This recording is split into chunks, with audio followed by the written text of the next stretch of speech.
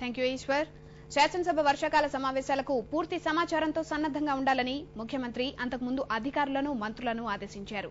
సభలో అనుసరించాల్సిన విధానాలపై ఆయన అన్ని శాఖల ప్రభుత్వ కార్యదర్శులతో సమీక్ష నిర్వహించారు. ప్రతిపక్షాలు అడిగిన ప్రశ్నలతో పాటు అన్ని సంక్షేమ పథకాలకు సంబంధించి పూర్తి సమాచారంతో సన్నద్దంగా ఉండాలని సూచించారు.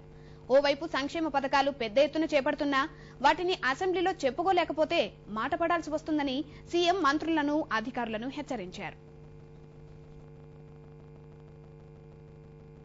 Aarogyasri 108, 104 medical and health department లో చేసిన రిక్రూట్మెంట్ విపరీతంగా చేసినాం.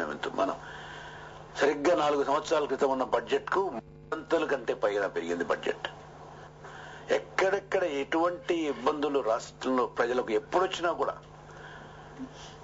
మన ఎన్నికల్లో మాట చెప్పామే చెప్పలేదే అనే విషయం కూడా చూడటంలే. మాట చెప్పకపోయినవి కూడా చేస్తున్నాం, చెప్పినవన్నీ అన్ని చేశాం.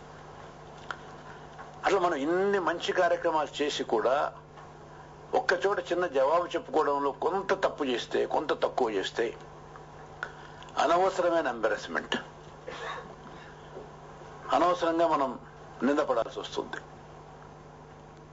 మరి ముఖ్యంగా అసెంబ్లీకి సంబంధించి అధికార యంత్రాంగం కూడా అప్రమత్తం కావాలి.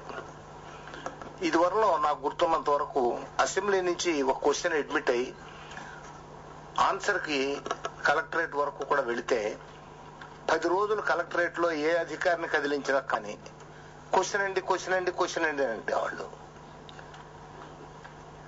ఇక మిగతా వాటికి అటెండ్ అయ్యేవాళ్ళు కాదు.